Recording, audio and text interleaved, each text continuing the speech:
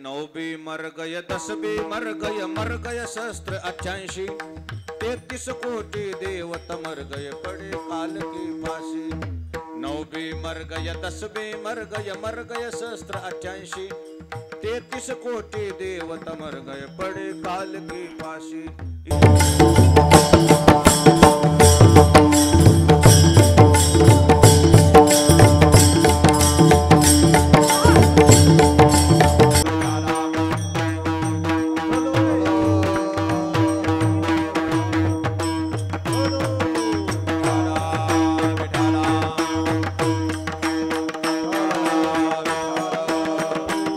टाळी वाजवा माय बाप, टाळी वाजवा, टाळी वाजवा।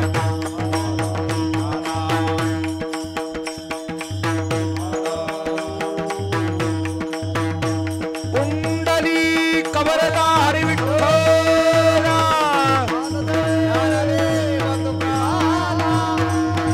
पंढरीनाथ भगवान की माऊली ज्ञानेश्वर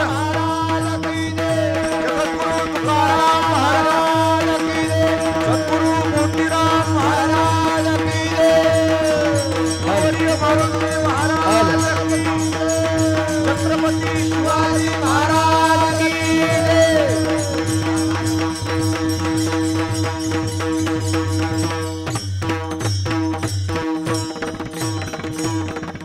एकी केली हातो फळी टाया बळी पावले आम्ही देवा शक्तिहीन भाकोतेने करुणा। काय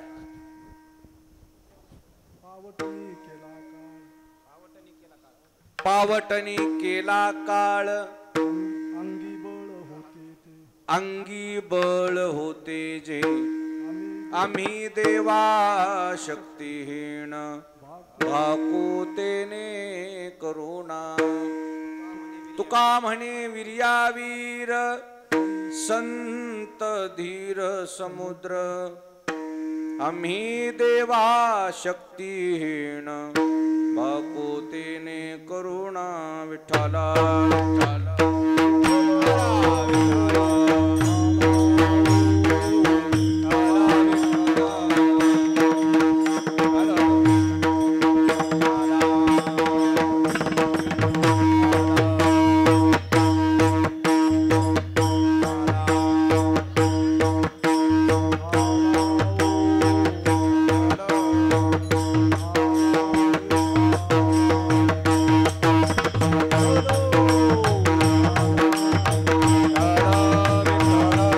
टाळी वाजवा माय बाप।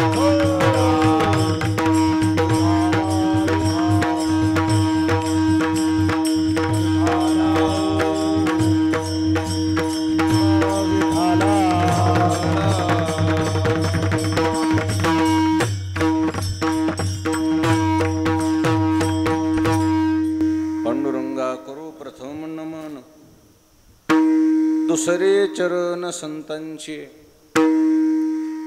त्यांच्या कृपादाने कथेचा विस्तारू बाबाजी सद्गुरु दास तुका।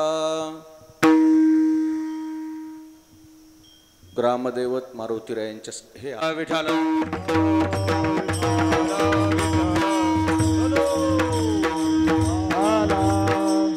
माता गोदावरीच्या पवित्र तीरावर ग्रामदैवत मारुतीरायांच्या समोर आपल्या धारखेड नगरीमध्ये धारखेडचे ज्येष्ठ नागरिक आमच्या परमार्थातले एक आदर्श व्यक्तिमत्व वैकुंठवासी रंगनाथ तात्या चोरघडे यांच्या प्रथम पुण्यस्मरणाच्या निमित्ताने या परिवाराने अर्थातच वसंतरावजी चोरघडे आमचे प्राध्यापक मुंजाभाऊ चोरघडे सर त्यांच्या भगिनी अनुसयाबाई या परिवाराने आयोजित हे 3 दिवसीय कार्यक्रम यामध्ये माझ्या अगोदर हरिभक्तीपरायण बाळू महाराज बहादुरे यांचा आपण कीर्तन सुरुवात श्रवण केलेला आहे। त्याचबरोबर या प्रसंगी सद्गुरू मोतीराम महाराजांच्या, मोठ्या महाराजांच्या परंपरेतले भरपूर ज्ञानवृद्ध, वयोवृद्ध, तपोवृद्ध महाराज मंडळी या चोरघडे परिवाराच्या विनंतीला मान देऊन या ठिकाणी प्रामुख्याने उपस्थित झालेले आहेत। सर्वांचा काही आता वेळेअभावी मला नामोल्लेख करता येणार नाही। सुंदर चाला म्हणली आमच्या भगवान महाराज इसातकर यांनी, आणि जितकी म्हणली तितकी त्यांच्या शिष्यानं छान वाजवली। कारण शिष्याचा गुरुला काय असतो? आनंद असतो। या हेतून फार एक स्तुत्य उपक्रम केलाय या परिवाराने। कीर्तनाबरोबर काही व्याख्यानं ठेवले, काही प्रवचन ठेवले, एक आगळा वेगळा उपक्रम केलेला आहे। आध्यात्मिकता आणि त्याच्याबरोबर सामाजिकता, शिक्षणाची कास धरून काही वेगळं आपल्याला काही पायंडा पाडता येईल का, काही वेगळं समाजाला देता येईल का, अशी प्रामाणिक प्रयत्न आमच्या सरांचे होते। याबद्दल आमच्या 1-2 मीटिंगही झाल्या, बैठका झाल्या।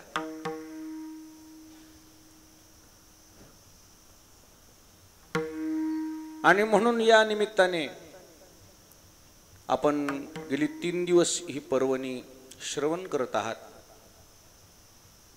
परंतु काल पंढरपूरला जात असताना एक छोटासा अपघात, त्यामध्ये थोडीशी दुखापत झाली या परिवाराला।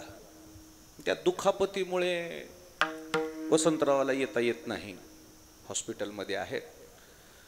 नाहीतर हा कार्यक्रम खूप चांगल्या पद्धतीने आखला होता सरांनी।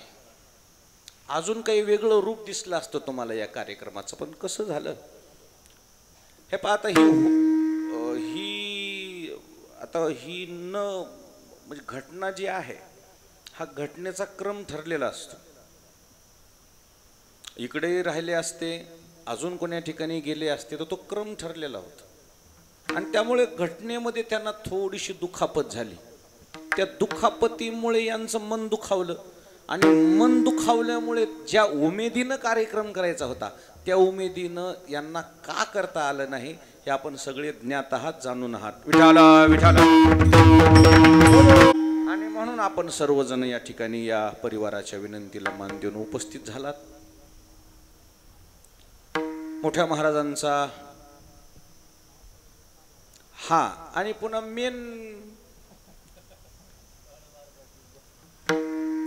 जे संयोजक आहे महारुद्र बोबडे, त्याला पण मार लागला थोडासा। त्यांना म्हणलं होतं सर ते शेवटी थोडं थोडं येता येईल का, बघतो म्हणले प्रयत्न करून। महारुद्र आणि माऊली ढेंबरे हे 2 जण यामध्ये माझ्यासोबत मुद्दाम आले होते की कसं करावं, काय करावं, असं नियोजन आमचं ठरलं होतं। बऱ्याचशा काही आम्ही संपर्कही गोष्टी केल्या होत्या। चला, मी त्याच्यात जास्तीचा वेळ घालवत नाही आपला। पण एक तात्यांचा जो परिवार आहे, 2 चाक जे होते आहेत, एक सामाजिकता जोपासणारे चाक आहे आणि दुसरं शैक्षणिक जोपासणारं चाक आहे। बघा, वसंतरावाची सामाजिकता आहे आणि मुंजाजी सरांची शैक्षणिकता आहे। या दोन्ही बाजू तात्यांनी जो परमार्थ जोपासला या धारखेडमध्ये, भडंग व्यक्तिमत्व होतं। भडंग कशाला म्हणतात माहिती आहे का? आता तात्याचा वसा आपल्या भागामध्ये एकच माणूस आहे या मंडपात। आता मी नाव कोणाचं घ्यायला हे तर तुम्हाला लक्षातच आलंय, माणिक महाराज। कोणाचं नाव घेणार आहे? म्हणजे तडकी फडे, पोटात काहीच नाही होय। सूर्यबन महाराज, भगवान महाराज असं तडकी फडे काहीच नाही ना, तसं तात्याचं असा भडंग स्वभाव होता। काय असेल ते तोंडावच, पोटात काही नाही। जे असेल ते समोरच, ज्याचं चुकलंय ना त्याला चुकलं म्हणायला बी लई ताकद लागते. आमच्या परिवाराशी तात्यांचं नातं 2 पिढ्यापासून आहे. मला वाटते मोतीराम महाराजांचाही वसा त्यांनी जपला, कीर्तन परंपरा जोपासली, मोठ्या महाराजाची त्यांनी ही सेवा केली. बऱ्याचदा पंढरपूरचा अधिक मासातला सप्ताह होता. मग आम्ही इथं आलो धारखेडमध्ये. का अण्णा आलो, इथं मीटिंग घेतली. पंढरपूरचा सप्ताह आहे. गावातली माणसं म्हणली काहीच हरकत नाही, हे पुढाकार होणारी जी माणसं पुढे काय लागणार आहे पंक्तीचं आम्ही घेऊ म्हणले. पंढरपूरची पंगत घेतली. आळंदीचा सप्ताह आला अधिक मासातला, त्यातली ही धारखेडनं पंगत घेतली. नंतर जन्मशताब्दीचा कार्यक्रम ठरला कोरोनामध्ये, तो स्थगित झाला. आता पुढच्या वर्षी आहे तो, त्यातही धारखेडचं योगदान आहे. म्हणजे असं ज्या ज्या वेळी गुरु परंपरेला गरज भासली त्यावेळेस तात्या उभे राहिले. परमार्थासाठी टाळ घेऊन सदैव भजन करणं, उभा राहणं. आणि म्हणून अशी जी तात्याची जी परंपरा आहे, पारमार्थिक, आध्यात्मिक, शैक्षणिक सगळ्या गोष्टीची जोपासना करणारी पुढची पिढी आहे. पुढच्या पिढीनं हा कार्यक्रम आखलेला आहे. बघता बघता आमच्या तात्याला वर्ष होत आहे. मी अंत्यविधीलाही आलतो, नंतर कार्यक्रमालाही आलो. पाहता पाहता 1 वर्ष गेलं. ही जी जुनी माणसं होती त्यांनी परमार्थाचा ठेवा जतन केला. कारण कसं आहे, पूर्वजाचं जतन करणं. देवनिया जीव वडली साधीयला ठाव, साधीयला ठाव, वडली साधीयला ठाव. देवनिया जीव वडली साधीयला ठाव, साधीयला ठाव, वडली साधीयला ठाव. देवनिया जीव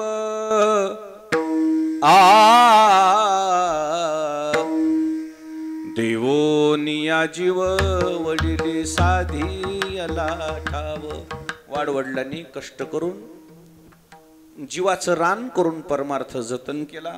आजचा परमार्थ फार सोपा केलाय आमच्याकरता, आमच्या मागच्या पिढीनं. परंतु मागच्या पिढीनं या परमार्थामध्ये फार कष्ट घेतले.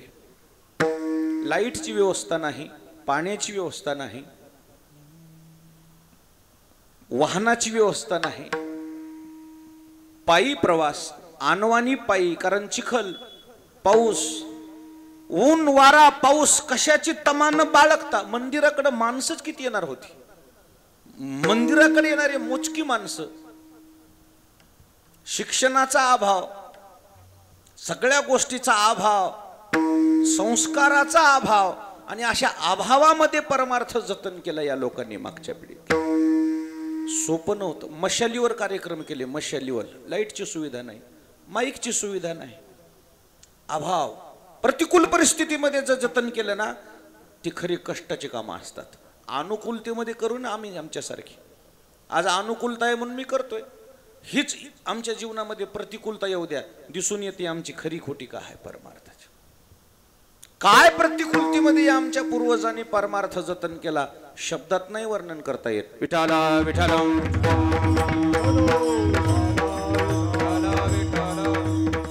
दुष्काळजन्य परिस्थिती ओढवली होती आपल्या परिसरामध्ये. 72चा दुष्काळ. त्या दुष्काळामध्ये कसे करायचे कार्यक्रम? परिवारालाच खायला काही नाही तर मग कीर्तन भजन कसे करायचे? पण दुष्काळजन्य परिस्थिती असताना सुद्धा या धारखेडनं परमार्थ जतन केला. शेकडो वर्षाची परंपरा आहे, शेकडो वर्षाची. आणि त्या शेकडो वर्षाच्या परंपरेमध्ये प्रतिकूल परिस्थितीमध्ये रंगनाथ तात्यांनी परमार्थाची बाजू लावून धरली होती. जिथं कमी तिथं आम्ही, अशी भूमिका होती. विठाला विठाला विठाला. आणि गुरुबद्दल किती आदर असावा. ज्ञानेश्वर महाराजांनी ग्रंथराज ज्ञानेश्वरीमध्ये जसा गुरु महिमा गायलाय तशीच गुरुनिष्ठा होती तात्यांची. मज हृदयी सद्गुरु जेने तारिलो हा संसार पुरू म्हणून विशेष आत्या आदरू विवेकावरी ज्ञानेश्वरी ग्रंथाला स्पर्श करत असताना श्रीमद भगवद्गीतेच्या श्लोकाला स्पर्श करत असताना ज्ञानोबारायांनी पहिला उपदेश केलाय तो म्हणजे गुरुबद्दलचा म्हणून जाणतेन गुरु भजिजे तेने कृत कार्य होईजे जैसे मूळ सिंचने सहजे शाखा पल्लव संतोषती। मोठ्या महाराजाचा पालखी सोहळा परळी वैद्यनाथ ते पंढरपूर आणि श्री क्षेत्र पंढरपूर ते आळंदी असा कार्तिकी सोहळा होता। परंतु महाराज गेले। महाराज गेल्यानंतर 10 वर्ष परळी वैद्यनाथ ते परळी पंढरपूर, पंढरपूर ते आळंदी असा आम्ही चालवला। पण नंतर काही तज्ञ लोकांचे आमच्याच काही अशा ज्येष्ठ लोकांचं मार्गदर्शन मला आलं बबनरावजी की महाराजाचा पालखी सोहळा तुम्ही पद्मावतीहून का काढत नाहीत? खरंय गडे म्हणलं, त्याची काही आपल्याला कल्पना नव्हती। जसं होतं तसं चालवावं असं वाटलं। पण नव्याने तुम्ही पद्मावतीहून का पालखी सोहळा काढत नाहीत हेही खरंय। मग काढायचा तर मग काही लोकांची राय घ्यावं, काही लोकांचा सल्ला घ्यावा अशा हेतून आम्ही ज्यावेळी फोन केला त्यातला पहिला फोन मी रंगनाथ तात्याला केला। तात्या आम्ही असं करायच्या विचारात आहेत। मग विचार कशाला करता म्हणले, धारखेडमध्ये गंगाखेडमध्ये जिथेही तुम्हाला मुक्काम करायचा आहे तिथं पहिली पंगत माझी राहील। विठाला विठाला विठाला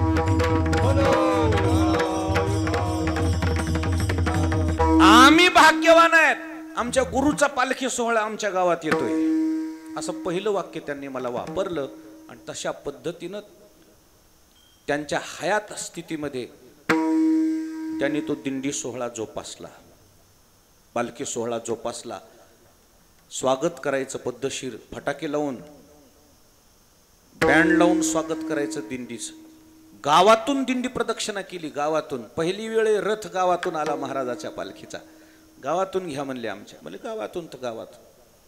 कारण काय असं शास्त्र म्हणते आमची ज्ञानेश्वरी, संतांचा सहवास गावाला लाभला पाहिजे, त्यांची दृष्टी गावावर पडली पाहिजे। काय होतंय त्यांनी त्याचे फायदे सांगितले। जेवती तयाची दृष्टी जाय तेवती सुखाची सृष्टी होय तो म्हणाल तेथ राहे महाबोध। ज्ञानोबारायाचं म्हणणं आहे साधूची दृष्टी आपल्या गावावर पडली म्हणजे सुखाची सृष्टी होय। अशी ज्या रंगनाथ तात्यांची गुरुनिष्ठा होती, पण शेवटी वय आहे, शेवटी शरीर आहे, शेवटी आजार आहे। कोणाला चुकलाय, कोणाला चुकलाय सांगा ना। हे मनुष्य जीवन ज्या दिवशी जन्म घेतला त्या दिवशी मृत्यू ठरलेला आहे। त्या मृत्यूच्या पुढे कोण गेलाय, कोणाला चुकलाय तो मृत्यू? विठाला विठाला याचं नावच मृत्यू लोक आहे। 9 बी मर गय 10 बी मर गय मर गय सहस्त्र 88 33 कोटी देवत मर गय पडे काल की फाशी। 9 बी मर गय 10 बी मर गय सहस्त्र 88 33 कोटी देवत मर गय पडे काल की फाशी। इथं काळाच्या पुढे काही आज मेला पंजा मेला, आज मेला पंजा मेला, बाप मसला गेला, आज मेला पंजा मेला, आज मेला पंजा मेला, आज मेला पंजा मेला, बाप मसला गेला, आज मेला पंजा मेला। देखत देखत ना तू पण तू काही पैसा झाला, देखत देखत ना तू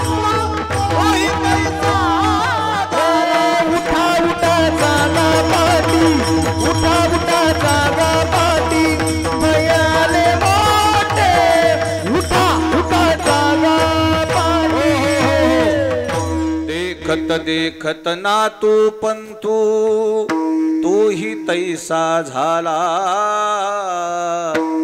उठा उठा जागा पाठी भय आले मोठे जाणारच आहेत आपण परंतु जाणं कसं असावं तुका म्हणे जियावे सत्कीर्तीने बरवे तुका म्हणे एका मरणेचे सरे उत्तमची उरी कीर्ती मागे काहीतरी शिल्लक राहिलं पाहिजे काहीतरी नाव शिल्लक राहिलं पाहिजे अशा पद्धतीचं एक पारमार्थिक काम आमच्या तात्यांचं होतं त्या निमित्ताने या परिवारानं हा कार्यक्रम ठेवलेला आहे या कार्यक्रमामध्ये आमच्या बाळू महाराजांनी फार गोड अभंग घेतलाय या अभंगामध्ये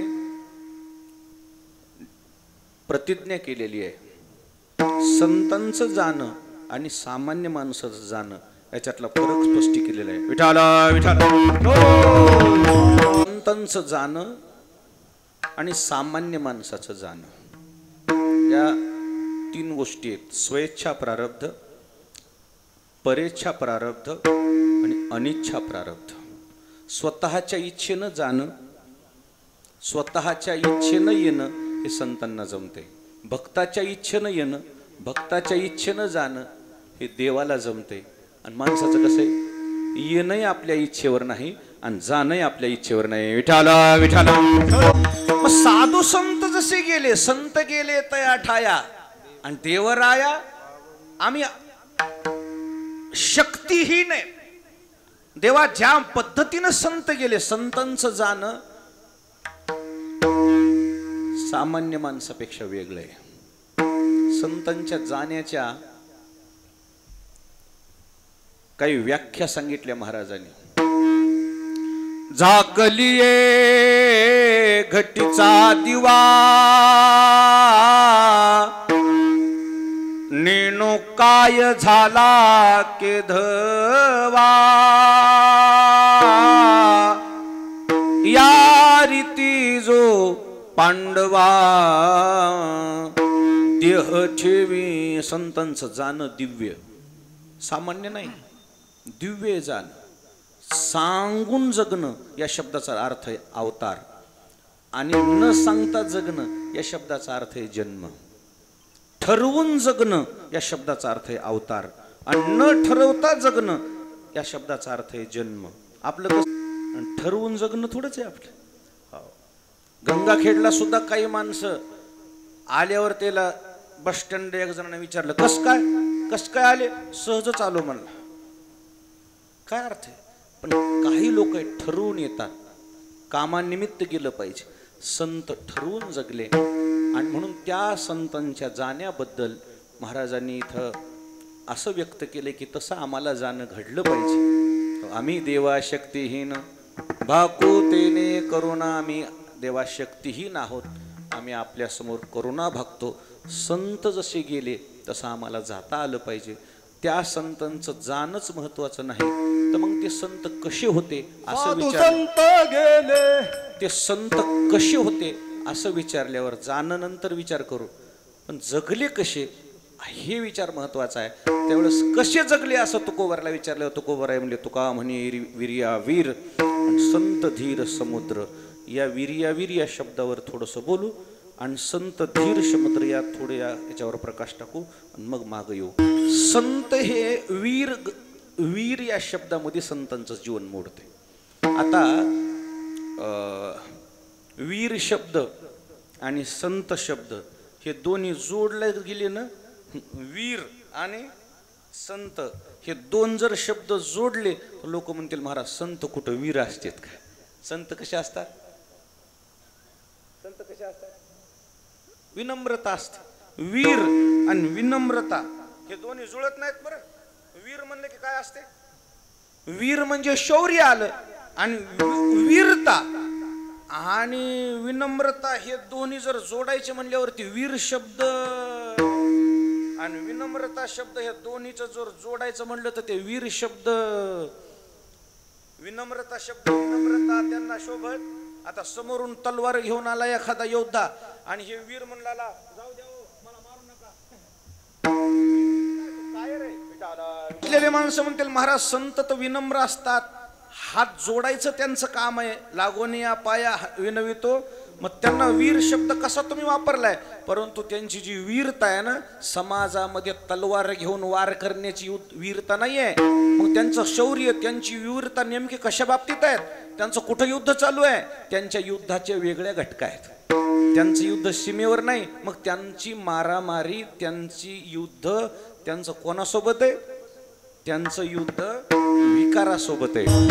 रात्रंदिवस आम्हा युद्धाचा प्रसंग, आंतरबाह्य क्षण आणि मनासोबत वीरती. मनोनिग्रह साधलेला आहे, इंद्रिय निग्रह साधलेला आहे. इंद्रियाला लोळवलंय त्यांनी, इंद्रिय नतमस्तक झालेत त्यांच्या बाबतीत, त्यांच्या पुढं एवढी ते वीर आहेत. त्यांच्या वीरतेबद्दल काय सांगावं? ज्ञानोबारायच्या ओव्या सांगतो 2. का कुर्मजिया परी उवाईला अवयव पसरी, ना तरी इच्छावशे आवरे आपुले आपण. तैसे इंद्रिया पैते होते, जयाचे म्हणितले करीती. तयाची प्रज्ञा जाण स्थिती पातली असे. ज्ञानोबारायचं म्हणणं आहे, कासव जसा इंद्रिय निग्रह साधतो, त्याची इंद्रिय त्याच्या ताब्यात असतात, तसे संत वीर आहेत. त्यांनी शौर्य कुठं दाखवलंय? कुठं लढाया केल्यात? कोणासोबत लढाया केल्यात? तर लढाया केल्यात विकारासोबत. इंद्रियावर त्यांनी नियंत्रण मिळवलंय. कोणावर विजय मिळवलाय? कोणता किल्ला त्यांनी घेतलाय ताब्यात? त्यांनी ही इंद्रिय ताब्यात घेतली. आणि इंद्रिय निग्रह साधन तितकंसं सोपं नाही, कारण ह्या इंद्रियानं अनेक लोकांना मागं आणले. त्या इंद्रियाचा राजा मन आहे, आणि ह्या मनानं तर मोठ्या मोठ्या लोकांना लोळवले. मनाची पाटील देह गावचा, विश्वास धरू नका त्याचा. घात करील या नेमाचा, पाडील फशी. मी आलो रायाचा जोशी हो रायका दादानो. मनोनिग्रह साधन तितकंसं सोपं नाही, आणि म्हणून या मनावर ज्याचं नियंत्रण आहे त्यांना शब्द वापरलाय वीर. तुका म्हणे वीर्या वीर. बाकीचे वीर आणि संत वीर याच्यात फरक आहे. विठाला विठाला. समाजामध्ये काही वीर आहेत, कर्मवीर, दानवीर, शब्द आहेत नाही, ही शब्द आहेत ना. जसं दानवीर म्हणलं की एक नाव पुढे येते, ते म्हणजे कर्णाचं. कर्णाईसा वीर झुंजार उदार. कर्णवीरही होता, झुंजारही होता आणि उदारही होता.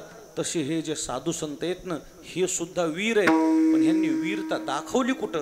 त्या मनोनिग्रहावर. विठाला विठाला. आता पुढे त्यांच्याकरता शब्द वापरला तुकोबारानं, संत, धीर आणि समुद्र. धीर या शब्दानं संतांच्या धैर्याची अनुभूती सांगितली. संतांमध्ये किती धैर्य होतं खरं सांगू का तुम्हाला? संतांमध्ये धैर्य हरवलेल्या माणसामध्ये, हरवलेल्या लोकांना पुन्हा उभं करायची ताकद होती. संत किती धैर्यबाज होते, संतांमध्ये काय सामर्थ्य होतं. जगद्गुरु तुकाराम महाराजांच्या कीर्तनामध्ये एके दिवशी छत्रपती शिवाजी महाराज आले, आणि छत्रपती शिवाजी महाराजांनी वारीचा महिमा ऐकला. मग छत्रपती शिवाजी महाराज म्हटले, महाराज वारी तोंडावर आली आषाढी. म्हटले हो, मला या वर्षी तुमच्यासोबत वारीला यायचे. तुकोबाराय हसले, म्हणले राजे, तुम्ही जे कर्म करताय ना, तुम्ही जी स्वारी करताय ना, ती स्वारीच तुमच्याकरता वारी आहे. काय करताय तुम्ही? जे गड किल्ल्यावर काय करता, दुश्मनावर काय करता, स्वारी करता का, तीच तुमच्याकरता वारी आहे. तुम्ही असं खचून बसू नका. नाही पण हे हाना माऱ्या करणं, खून माऱ्या करणं, हे काही मला पटत नाही. म्हटले किती चांगला मार्ग आहे तुमचा, अहिंसावादी. हे हिंसावादी आणि मारामारी, खून खराबा, लोक मारायचे, रक्ताच्या नद्या पाट व्हायचे, हे मला काय पटलं नाही. तुमचा अहिंसावादी मार्ग पटलाय, मी तुमच्यासोबत वारीला येणार. त्यावेळेस जगद्गुरु तुकाराम महाराजांनी छत्रपती शिवाजी महाराजाला बसून घेतलं जवळ.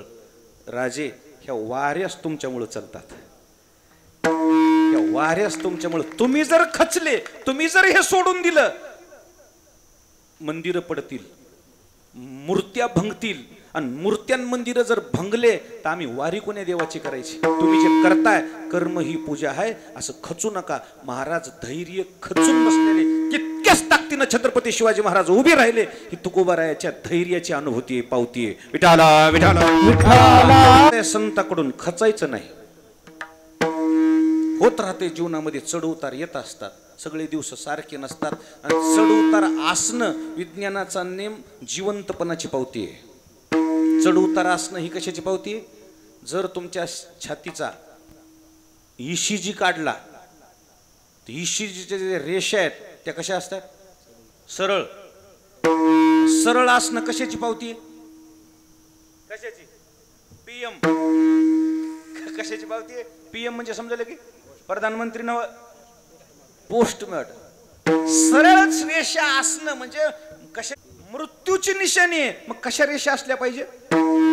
खालवर चढ उतार असला पाहिजे. हृदय जिवंतपणाचं लक्षण आहे. तसं माणसाच्या जीवनामध्ये चढ उतार येत असतात, पण चढ उतार आल्यावर खचायचं नाही, पुन्हा उमेदीने उभं राहायचं. हे शिकवलंय फक्त साधू संतांनी. विठाला विठाला विठाला.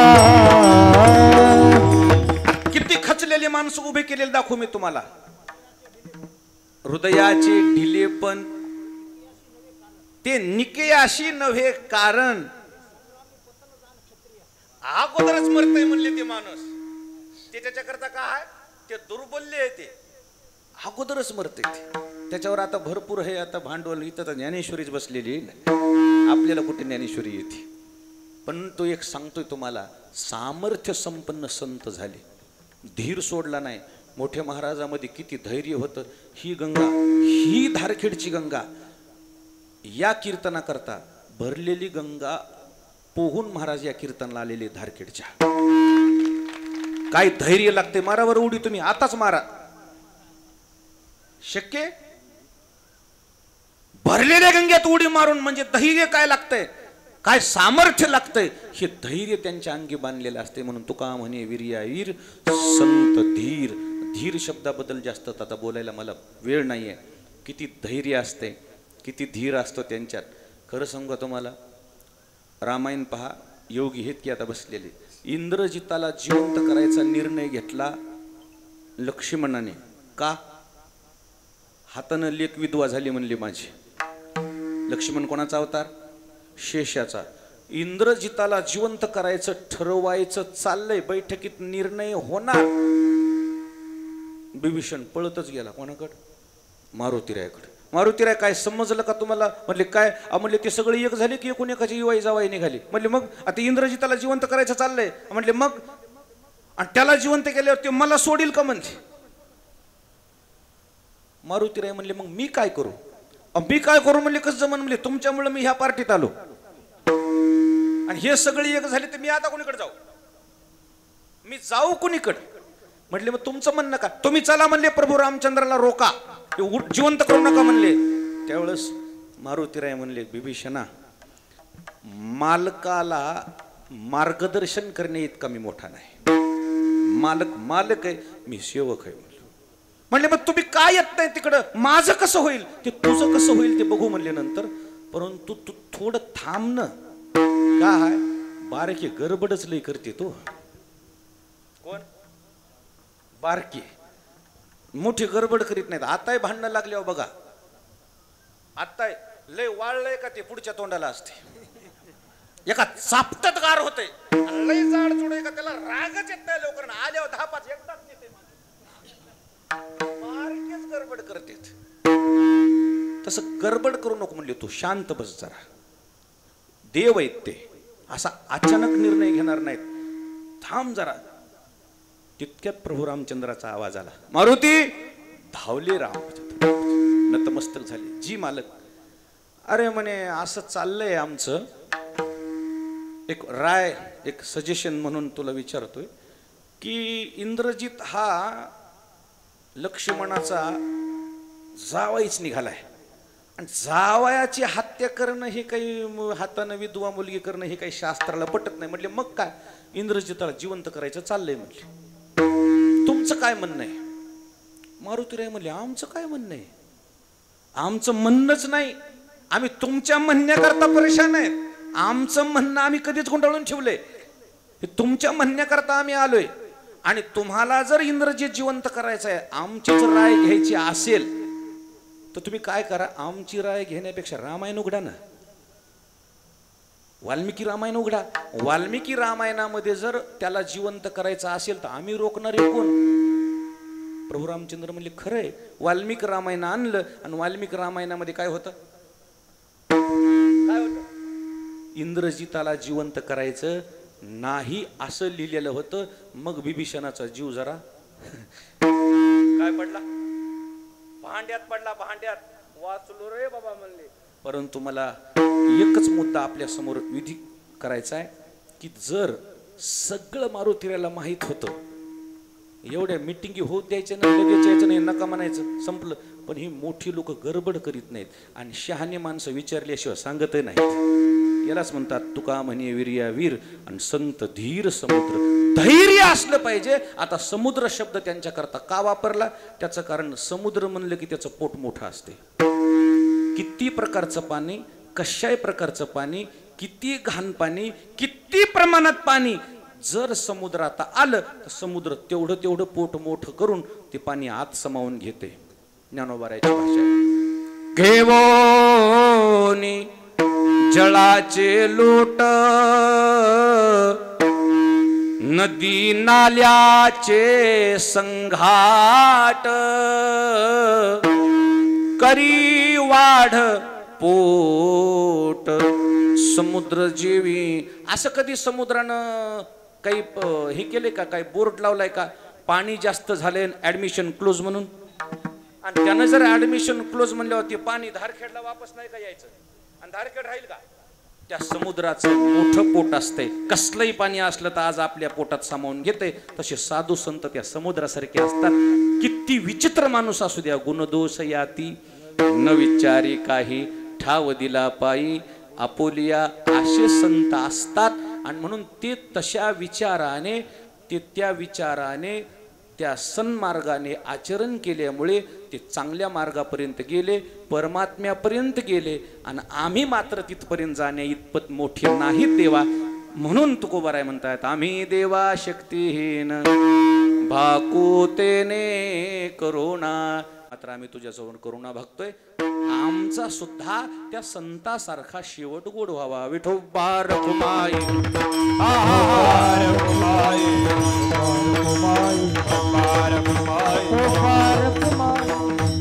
पुन्हा एकदा या धारखेड नगरीचे परमार्थातले ज्येष्ठ मार्गदर्शक आमचे रंगनाथ तात्या चोरघडे यांच्या प्रथम पुण्यस्मरणाच्या निमित्ताने या ठिकाणी वसंतरावजी मुंजाजी सर या परिवाराने कार्यक्रम आयोजित केला आहे.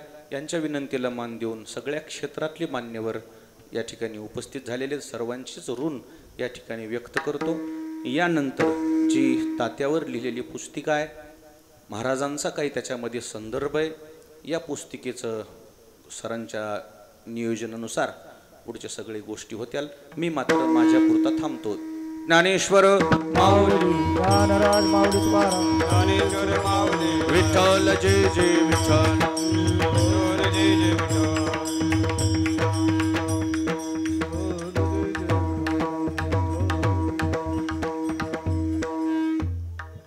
बोली दे करू वाकुडे उत्तर नाये उच्चार राज महाराज तुका म्हणे